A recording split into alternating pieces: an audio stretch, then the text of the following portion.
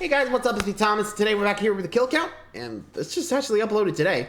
It's the Blair Witch Project. So, looks like I was right. It was Sunday. Okay. James, way to keep me on the edge, huh?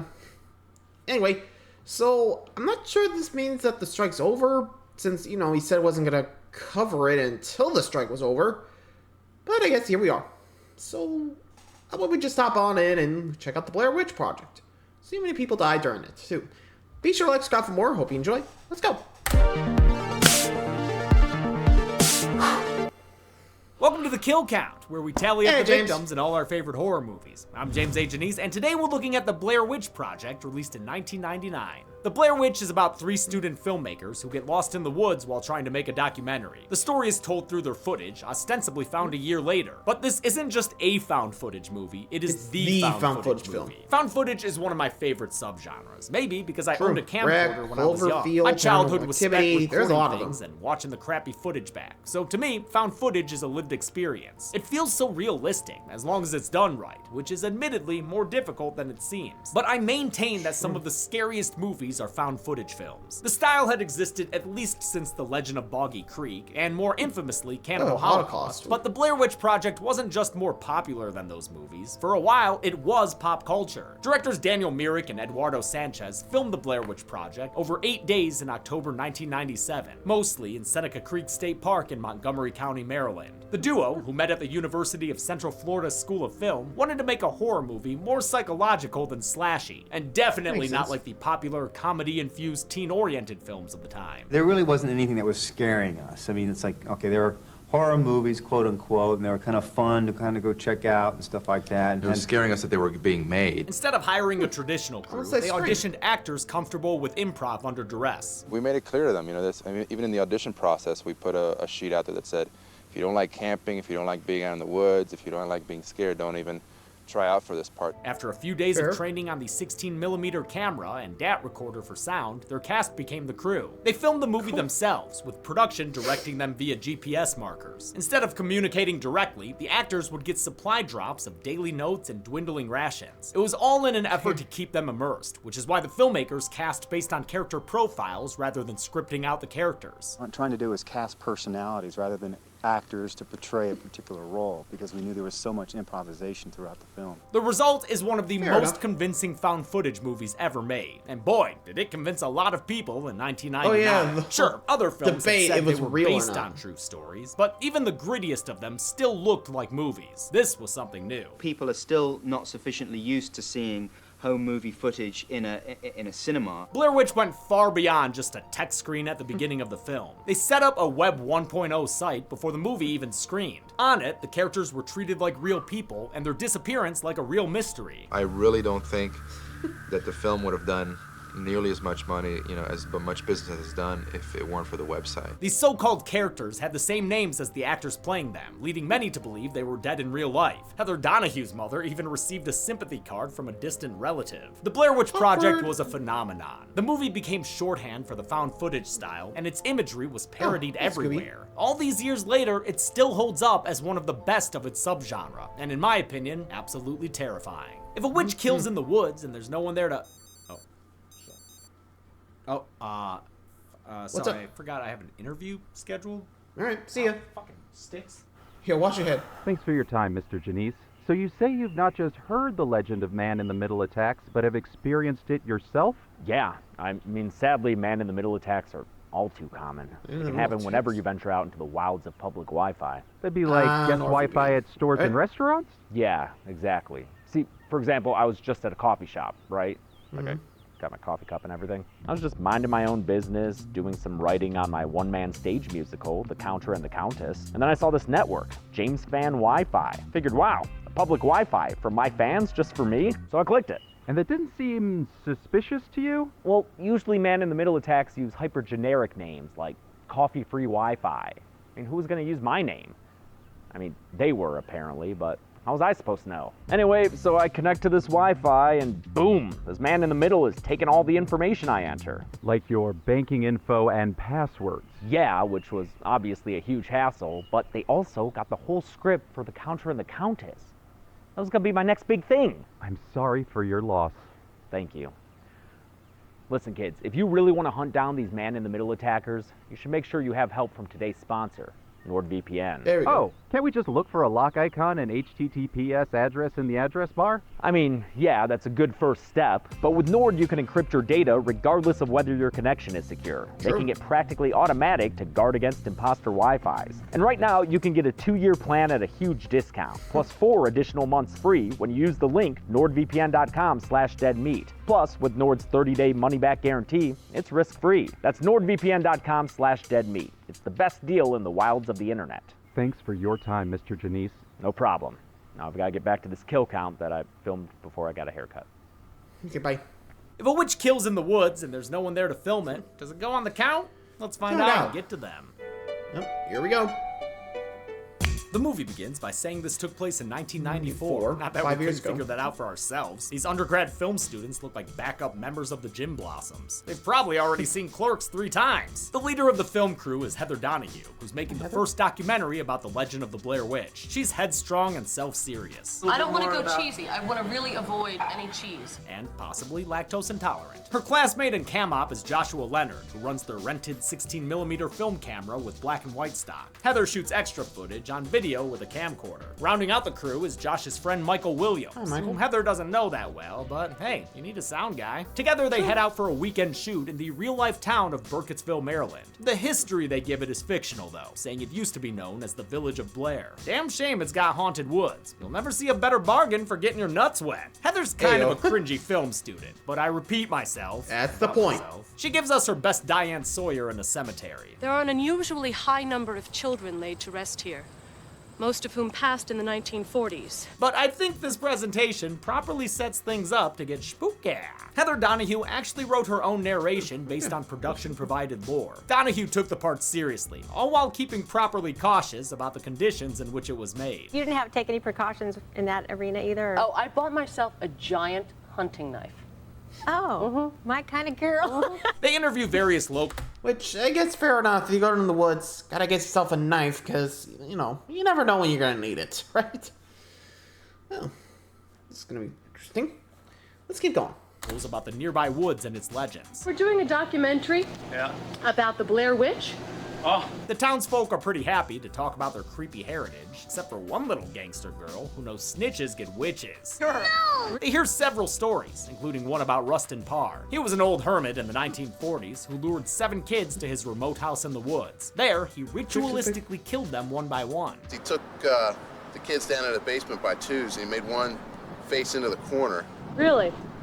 And then he would kill the other one. One lady, Mary Brown, claims to have seen the witch on a childhood fishing trip with her dad. She says she saw a woman covered in black hair or fur. It's unclear, just like this shot. Damn, this looks bad. What the fuck, Josh? Fucked up on the Mary interview. I'm checking my depth of field chart to see how bad. So you measured for meters? What? We're not in Europe. Oh, word, new camera. I get it. Blair Witch was shot largely on the digital Hi8 camcorder, which allowed them to shoot way more than they'd be able to with a then standard film camera. The 16mm black and white film footage was recorded with a CP16 camera, courtesy of cinematographer Neil Fredericks. Tragically, Fredericks lost his life at age 35 in a plane crash while capturing aerial footage for the movie Crossbones. Rest in peace. As someone who went to film school, I love this authentic film student experience. The kids worry about film stock and getting focus, and exude inexperience, missing shots and sometimes stumbling in their narration. Blood at the edges of the hemp indicate that this act had been committed while each was alive and able-bodied enough to struggle. They're so young and naive, it's still a big deal to take a swig of alcohol. I fucking hate scotch. They're so young they don't appreciate scotch. The trio's amateur filmmaking helped change the film's low budget from an obstacle into something authentic, which helps when you're trying to scare people. We just took with what we had to work with, which is a very, kind of a minimal budget, minimal resources, and use those as our strengths. Day 2 in town. Which actually makes sense in a way. Remember, this is supposed to be film students who are, lost in the woods. So in a way, making it cheap in a way, and like footage, stuff that college students would use, actually makes sense in a way. So I say, good call. Anyway. Sees the talk to the Statler and Waldorf of crick fishing. I mean, anybody worth their salt around here knows that this area's been haunted By that old woman for years. That's bullshit. The two cross-heckle the story of Robin Weaver, a girl in the late 1800s who followed a floating old lady into the woods. While she eventually returned, a search party sent out to find her didn't. They were found disemboweled with pagan symbols carved into their foreheads. Directors Daniel Myrick and Eduardo Sanchez originally wanted to make the Blair Witch Project half found footage, half mockumentary, in the style of shows like In Search of and Unsolved Mysteries. Blair Witch is a definite, rip-off of the In Search of shows. Yeah, at least the feeling. They even began to shoot this framing device, reenacting stories like that of Rustin Parr. The footage was used in Curse of the Blair Witch, a Sci-Fi Channel special that aired a few weeks before the film's release. The reenactments were paired with interviews of the filmmaker's fake friends and family, helping to fuel the rumors that this whole thing was for real. Basically, it's a pack of lies. Don't believe any of it. But the people of the time did believe in it. Adding authenticity are the townsfolk. I love them. This old guy calls them damn fool kids, and this other dude reminds me of a high school friend. And this lady, she broke some bones to get her kid a Tickle Me Elmo. The production team secretly planted most of these so-called locals for the actors to interview. For Mary Brown, they cast the only applicant to their open call internship. Patricia DeCow had the perfect look and even house for the part, so she became an actress as well as the movie's art technician. The kids head to the woods to investigate the sites of the stories they've been told. They leave their car and, well, glad they took a good long look at it as they go. Hope y'all like looking at woods, because that's all we've got ahead of us now. The trio hikes deep into the woods and makes camp for the night. Heather and Josh wait to what they think is a cackling sound, but Mike disproves it with a simple theorem. If I heard a cackling, I would have shit in my pants. The next day, on their way to an alleged cemetery, it gradually becomes clear that Heather's gotten them lost. I knew where we were going. Wait. Would that be a full of shit statement? No, I didn't. Would that be a full of shit statement? Her blind insistence that she can conquer nature is pretty irritating, and Mike quickly loses patience. I don't. Lost, admit that first. Because we're not, I know we're not lost. Josh tries to keep the peace, which was not always the case. Originally, both boys got testy with Heather right away, but the filmmakers cut back during the edit since it felt like a constant dogpile from the start. I'm glad they cooled Josh down. It gave us a likable middleman. The real Joshua Leonard really wanted to be in the movie and lied about his experience with cameras to get the part. That Mary Brown muck-up was for real, and the subsequent conversation unscripted. So you measured for meters? What? We're not in Europe.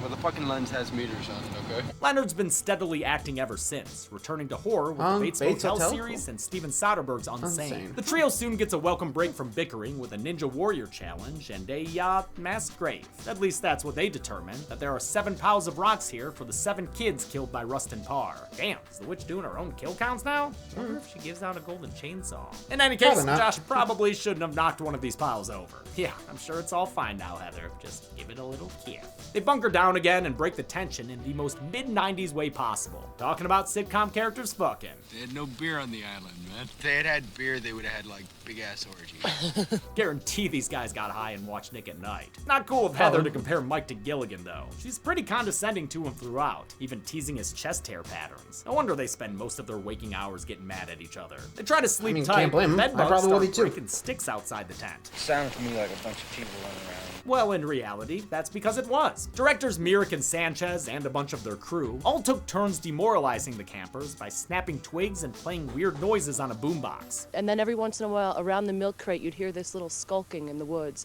And every once in a while, if it was dark, you'd see this red beam, and you knew it was the Haxon band of goons running around again. The actors later said that it was more annoying than scary. They just want to get some sleep, man. The characters blame the noises on locals messing with them, worrying Mike immensely. I'm not gonna play with that. But how do we know it was people? Well, even if it wasn't, I'm not gonna play with that either. Michael C. Williams has since reunited with Sanchez, Myrick, and Leonard on 4 Corners of Fear, a mockumentary about making a 3rd Blair Witch film. In it, he pokes fun at his original day job of moving furniture. Mostly I've been making my living moving furniture. Once Blair Witch opened, he gave his 2 weeks live on Late Night with Conan O'Brien. Eugene and Brian, thanks for the bad back, thanks for the bad knees, thanks for all the fun we had, but it's official, I quit. Thanks.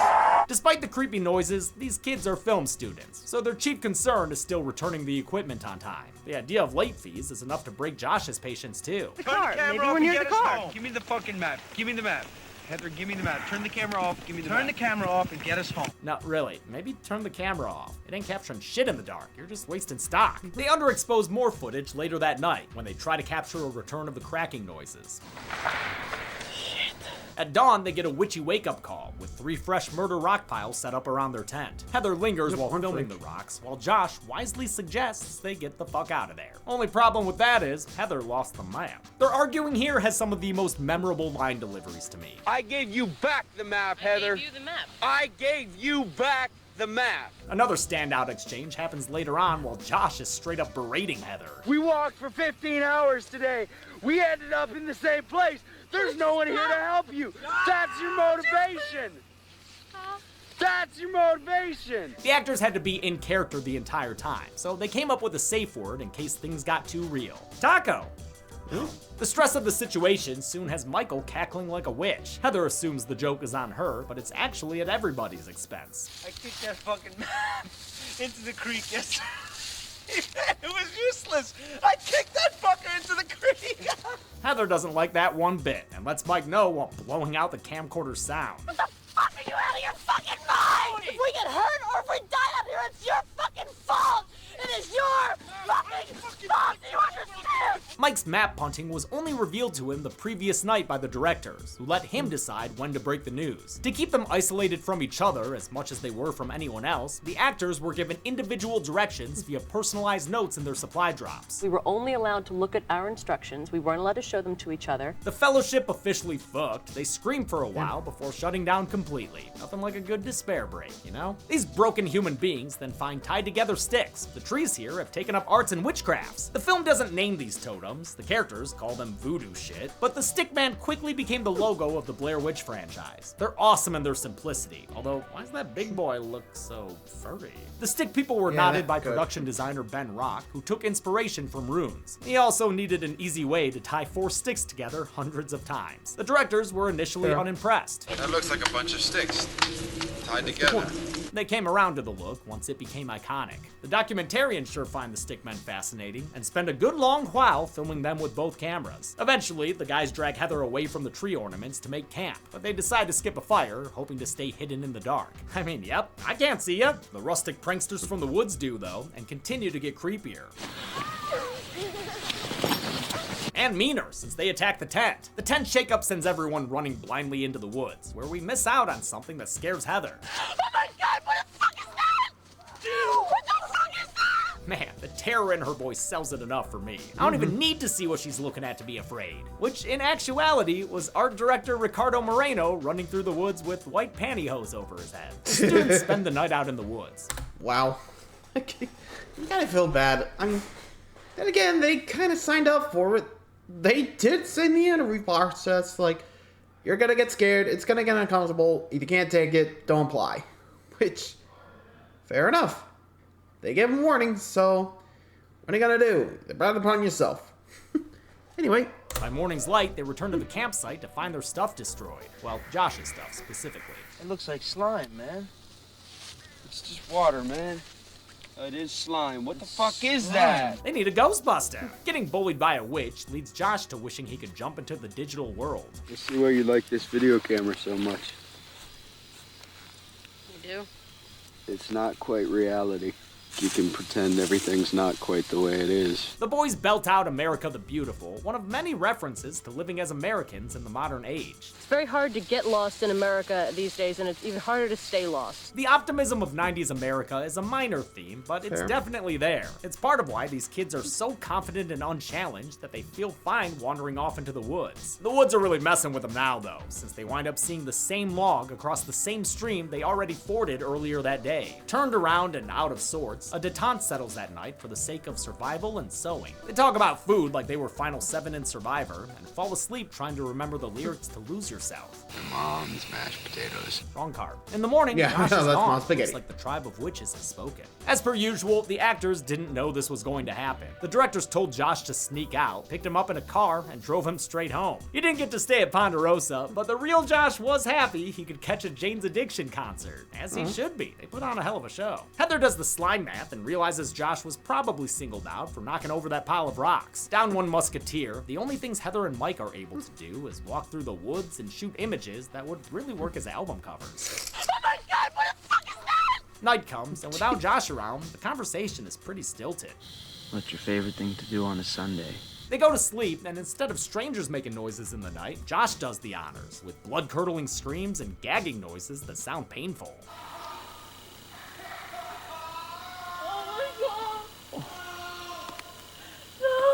Heather and Mike call out for their midnight Marco, but with a no-show Polo, they go back to bed. The next morning, they get some tree mail, a bundle of sticks tied together with a scrap of Josh's flannel. At first, they leave it alone, which the actors really did. In one of the very few times the filmmakers had to directly intervene, they told Heather she had to unwrap the obviously cursed present. She does it while Mike is away and finds what's left of Josh, nothing more than blood, hair, and a couple of teeth, some of them taken from a real dentist. I've always found it hard to tell exactly what I'm looking at in this bark parcel. Barksel? I thought it was a tongue for a long time. Heather decides not to tell Mike, giving him a safe space to experiment with a vegetarian lifestyle. That night, after he's asleep, she takes the camcorder out to make history with the world's first vlog, and the world's first vlogger apology.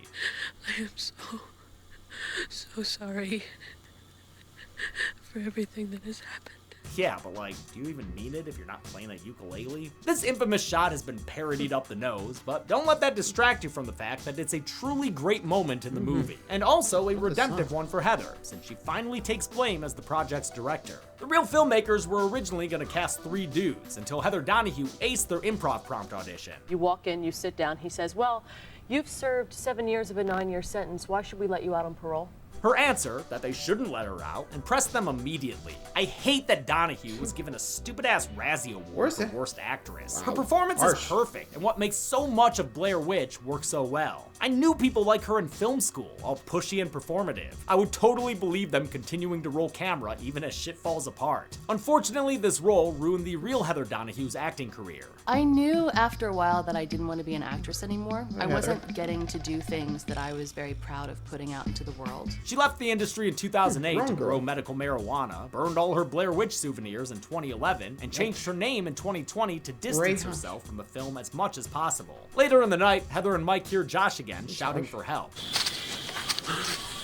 Not sure how he's managing that without teeth, but they track the sounds to a house in the woods. Holy shit, the chills are running down my back just looking at this thing, especially in the black and white 16mm. This place is fucking terrifying. The production team had gone ahead and set dressed usually this place, a cue that was like, historic yep, Griggs time to go. house, but this really was the first time Donahue and Williams had ever seen it. I can't even imagine. Sadly, the building was torn down shortly after the movie was made. What I would give to visit that thing. I mean, what a fucking nightmare, man. They barge in chasing Josh's voice, hoping to find him somewhere in the house. I hear him.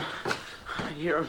They run past graffitied letters from the occult language Transitus Fluvi, as well as a concerning amount of children's handprints, and not even one of them a turkey? Where the festive kids at? Suddenly, the screams teleport 3 floors down, so Mike takes to the stairs in a game of whack-a-whale. He leaves Heather upstairs while he and the camcorder head into the basement, where he's jumped by something that causes him to drop the recording device to the floor. It keeps rolling and becomes our distant audio source, as Heather follows with the silent 16mm. She gets into the cellar to find Mike standing in the corner Rustin Parr style, then gets dragged away off screen by the Blair Witch. I'm assuming the witch got Mike right afterward, so I'll add both of them to the count. In my opinion, this is one of the scariest endings of all time. The image of Mike in the corner, really just that whole fucking house, still terrifies me more than 2 decades later. But Artisan Entertainment, which bought the movie after it played at Sundance, forced the filmmakers back into the woods to shoot something more eventful before its wide release. The 4 alternatives included simple interior design changes, and Mike being hanged, crucified, and all turned around. Mirik and Sanchez ultimately won their fight to use the original ending, although I've gotta say, most of the other ones are scary too. As for the seriously late camera equipment, it eventually stops rolling film and starts rolling credits. There we go. How many found footage Only folks 3. will be found dead for the count? Let's Shall we find out and get to the numbers. Josh? Josh, do you need help counting kills or something? Hang on, Josh, I'm coming, buddy! Wait, that's not Josh. Need this.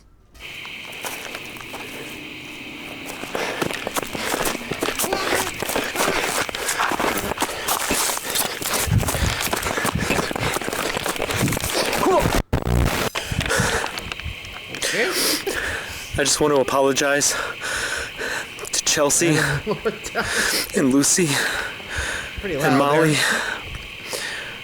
Not Zoran, but the rest of the Dead Meat team. That I couldn't come up with a better to the numbers bit than this old, stale confessional parody.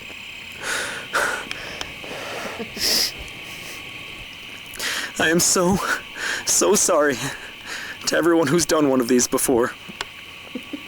Scary Movie, SNL, Mad TV, Robot Chicken, Cartoon Network, How It Should Have Ended, The Bogus Witch Project, Johnny Bravo, Really? Scooby-Doo, There you go.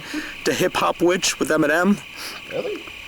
Total Drama Island, that Target 2-day sale commercial, and of course, the Halloween episode of the Hughleys. Wait, what? My only hope is that this bit finally dies out here with me. We'll see. Let's see. You know, that's not gonna be the case. Anyway. Being generous, I counted 3 kills in the Blair Witch Project, with the victims consisting of 1 woman and 2 men, giving us a mostly blue witch pie chart. This is not an uncommon count and gender breakdown. We've seen it in 5 other movies on the show before. With a runtime of 81 minutes, we had a kill on average every 27 minutes even. I'll give the golden chainsaw for coolest kill to Mike, who had the scariest time out of all time. Hell, we didn't even actually see him get killed, but he wins this award anyway. That's how scary I find that shot of him. Dog machete for lamest kill will, I guess, go to Josh. It's pretty disturbing, but I don't like how I never knew exactly what I was looking at. Stupid standard def. And that's it. The Blair Witch Project came out in 1999 and only cost $35,000 to make. It grossed almost $250 million and remains one of the most profitable films ever made. 2 sequels would follow, but I can't look at them right now. So we'll be back next week with something different. Until then, I'm James A. Janice. This has been The Kill Count. Thanks a lot for watching The Kill Count. Well, there you go. 3 people die in the first Blair Witch, which we got a remake, I guess, in the third one. And the second one, Book of Shadows, which don't think it has anything to do with the original Blair Witch at all. Anyway, thanks for watching, guys. Till next time, like, subscribe for more. I'll see you for the next one. Laters.